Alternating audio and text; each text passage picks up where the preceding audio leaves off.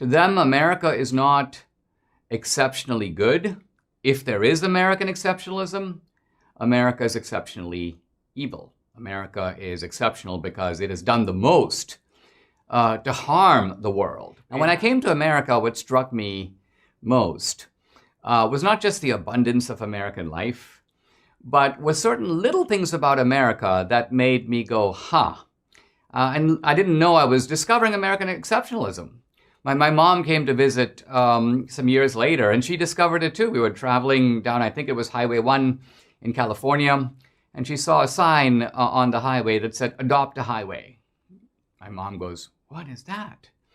And at that time, I was a little acclimated. I go, "Well, Mom, it's adopt a highway." She goes, "Adopt a highway? Who adopts a highway?" I mean, no one in India would think of adopting a highway. And I explained to her it was the Rotary Club or some civic group doing this. And I remember her scratching her head. She was really puzzled because, in a sense, she realized that it's only in America that people take this kind of civic responsibility. That's a small example of American exceptionalism. I think the left wants to end that. They don't like it. They've never liked it. To them, America is not exceptionally good. If there is American exceptionalism, America is exceptionally evil. America is exceptional because it has done the most to harm the world. It had one of the most extensive slave systems in the world. It exterminated the native Indians. It's spreading its pollution throughout the world in the form of neocolonialism and so on. So for the left, to end American exceptionalism is to end this empire, you might say, of exploitation and evil. And the left wants to create a different America, one that would be unrecognizable to many of us, and one that would dissolve many of the things that we like most about America. The opportunity for a guy like me, who came to America with $500 in my pocket, to not only make a better life for myself, but to also be the architect of my own destiny, to be in the driver's seat of my own life. I mean, look at what I've done with my life. I've been an author, I've been a think tank, a scholar, I've been a campus speaker, I've been a movie maker with a feature film, Infidel, out in the theater and now available for you to watch at home. I have lived the American dream, and no other country in that sense has this kind of a dream. I mean, the Indians, there's no Indian dream. There's no Chinese dream. The French may have a dream, but I don't really think we want to know what it is. And it will be very sad if this America goes down the tubes. Now, we like to think that we can save this America, and we still speak in some ways of a national unity that I think deep down we know is dissolving before our eyes.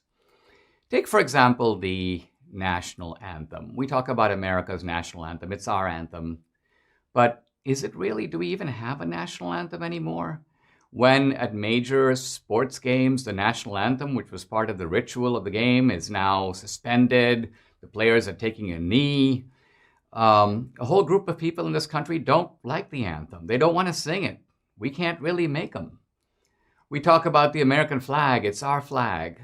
Well, it is, but don't we really mean that today it is our flag, meaning it's the flag of conservatives, it's the flag of Republicans? If you drove by a home right before the election and you saw a big American flag, couldn't you make a reliable prediction of who that family was going to be voting for, or at least who the guy that put that flag out there is going to be voting for? The point I'm trying to make is it's become, in a sense, our flag.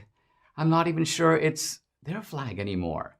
Which is to say that even some of the basic sort of symbols of America, and these aren't just symbols in and of themselves, they stand for things. So even the things that the flag stood for, the idea that America should be strong, America should be prosperous, America should be an example to the world would be a better place if it became more like America. All of this that goes with those ideas of American exceptionalism, those real things are being, I think, pulled down along with the symbols of America. And that leaves us with a little bit of a startling realization that if we're going to save American exceptionalism, we, literally we, have to save it.